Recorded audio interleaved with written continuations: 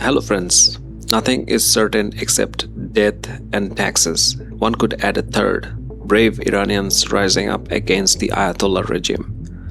Since I began following geopolitics, it feels as if almost every other year, Iranians have poured into the streets in massive numbers. For example, in 2009, the Green Movement erupted in response to the disputed re-election of hardliner President Mahmoud Ahmadinejad, an uprising Barack Obama himself later regretted for not endorsing. The Day of Rage protest followed, lasting nearly a year and coinciding with the 2011 Arab Spring.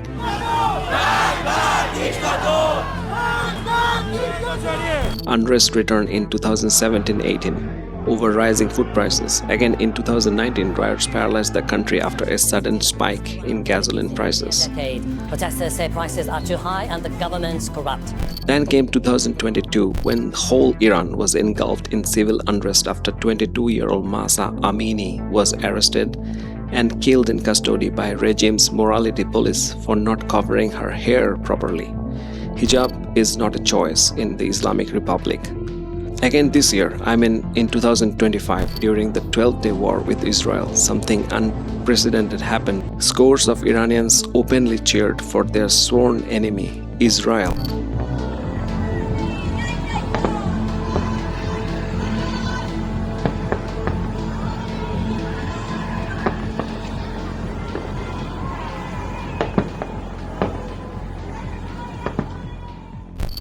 And now once again, Iranians are back in the streets, this time louder, angrier, and more desperate. The protests began on Sunday, the 28th, and have been spreading rapidly like wildfire. Notably, they started among the bazaris, the merchant class upon whom the regime historically depended for economic stability. Reports now indicated that university students, as well as all walks of Iranians, are joining in thousands. The demonstrations have grown so intense that ordinary Iranians have reportedly thrown themselves under the security forces' vehicles. Some observers are calling this Iran's Tiananmen moment. According to the latest reports, at least more than 36 people have been killed in clashes with police, hundreds injured, and the situation is deteriorating rapidly as violence rage spread like never seen before. But why have the violent protests in Iran have become so frequent? I will show you some numbers from a survey that will explain why Iran, a beautiful country in the Middle East, is known for so many deadly protests. And I don't know why no other news and media coverage has shown these numbers. Blinded by the lies they say, like the beacon bright within, open line, let truth begin. Seek the proof with logic strong. Iran's currency, the rial, has plunged to historic lows, turning the basic necessities from expensive to utterly unaffordable. This collapse triggered mass protests, especially among shopkeepers and merchants. To put things in perspective, just 1 year ago, the Iranian rial traded at roughly 820,000 to US dollar. On Sunday, when the protests erupted, it hit 1.42 million per dollar. Years of reckless money printing have devalued the currency so severely that the government's latest budget now runs into the quadrillions of reals. That's 15 zeros. Well, I'm not an economist, but in layman's terms, excessive money printing is like slicing the same pizza into more and more pieces. You don't get more pizza, just smaller and thinner slices. When currency loses value, prices go up while salaries remain the same. That's inflation. Iran's hyperinflation rate stood at 42.2% in December compared to 2.7% in the United States during the same period. Iranians are struggling to pay rent. Food prices have jumped by 72% over the year. Emergency healthcare and medical supplies are up by 50%. Add to this record unemployment, constant electricity blackouts, and environmental catastrophe. Due to shortages, the regime has increasingly relied on diesel and other fossil fuels to generate electricity, blanketing the Iranian cities in toxic smog. People have been forced to wear masks not for COVID or pandemic, but for pollution. And hovering over all this are Western sanctions for nuclear programs, tightening the screws on already collapsing economy. But Iran's nightmare doesn't end with just economics and energies. This year, 20 provinces suffered the country's worst drought in more than 40 years. State media even broadcasted mass prayers for rainfall. Apparently, prayer did not work. Now, crisis mismanagement is a hallmark of any theocratic regimes, and Iran is no exception. The water crisis has become so severe that President Masoud Pezeshkian openly floated the idea of evacuating residents from Tehran to ease pressure on the capital's dwindling water supplies.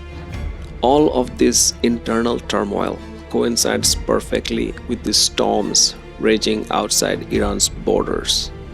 While Iranian people go hungry, thirsty, and broke, the Mullah regime funneled $1 billion to Lebanese terror group Hezbollah.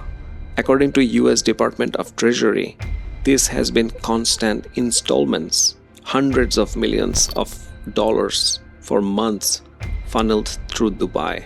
Despite that, Mullah regime and its axis of resistance proxies in Syria, Lebanon, and elsewhere in the Middle East have suffered crushing defeats to sworn enemy Israel. During its own 12-day war with Israel, the regime's performance, if we are being generous, was abysmal. Israel exposed how hollow Iran's security apparatus has become, revealing its inability to defend its population or prevent deep infiltration by Israeli intelligence. Top IRGC generals and nuclear scientists were eliminated like winter leaves falling from the tree branches. The supreme leader reportedly hid in a bunker like a rat, at the mercy of Trump and Netanyahu.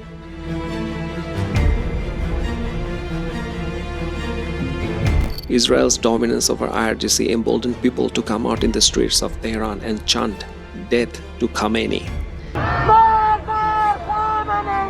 Just to break it down how Iranians saw the 12-day war, here are some numbers.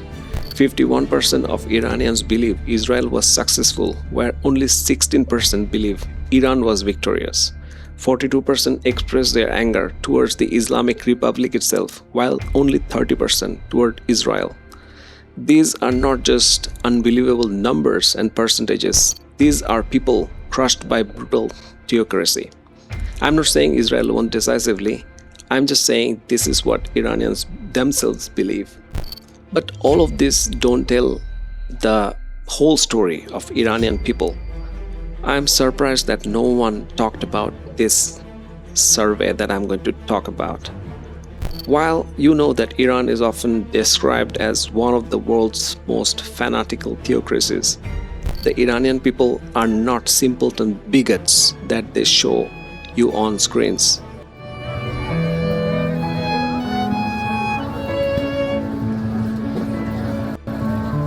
A striking 2020 poll of over 50,000 literate Iranians aged 19 and above, 90% of them residing inside Iran, painted a very different picture.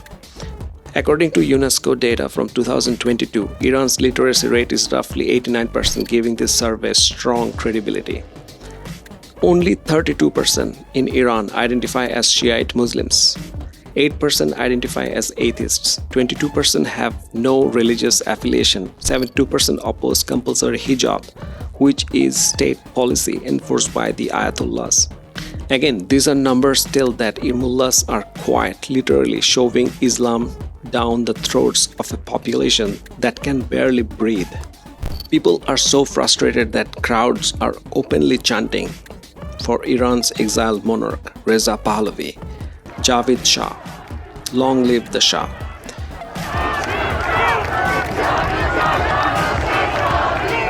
Imprisoned Iranian dissident Mostafa Tazadeh called for a revolution.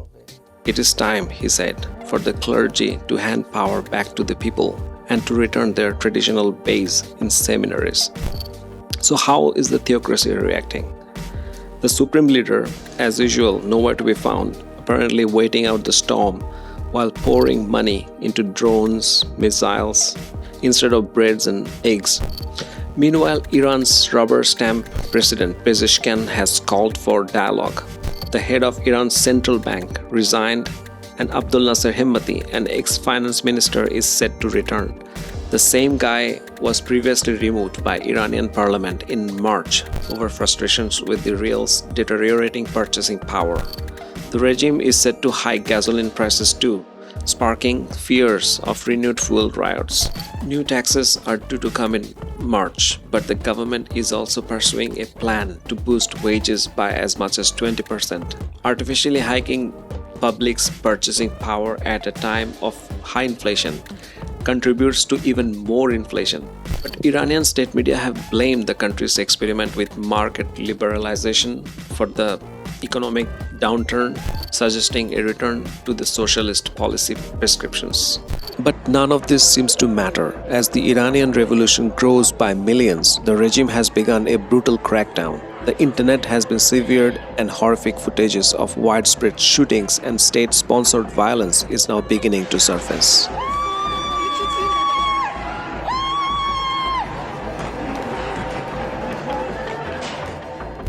Meanwhile, Iran's foreign minister is comfortably sitting here in New York with his family and blazing his mouth. Should America and Western democracies help the Iranian people? I believe they should. President Trump said that America is locked and loaded and issued strong warning to Iran's Mullah regime. They've started shooting the hell out of people, and all of a sudden people without any weapons whatsoever are standing there and get machine guns gunning them down, or they take them to prisons and then hang them and kill them. So they played rough, and I said, if they do that, we're going to hit them very hard. Well, we're going to hit them hard. We're ready to do it. If they do that, we're going to hit them hard. The Islamic Republic supplies weapons to Russia's slaughter in Ukraine and remains the single most destabilizing force in the Middle East. The democratic world should use its influence to remove the virus of religious fanaticism and theocracies. Only time will tell whether the people of Persia will reclaim their destiny and bring this tyrannical Mullah regime down. But one thing is certain, the tectonic plates beneath these mullahs' feet are shifting. The facade of the regime that rules by divine decree without accountability proof or even competence cannot withstand the earthquake as brave Iranians march through the streets of Tehran. Thank you for watching. I will see you in the next one.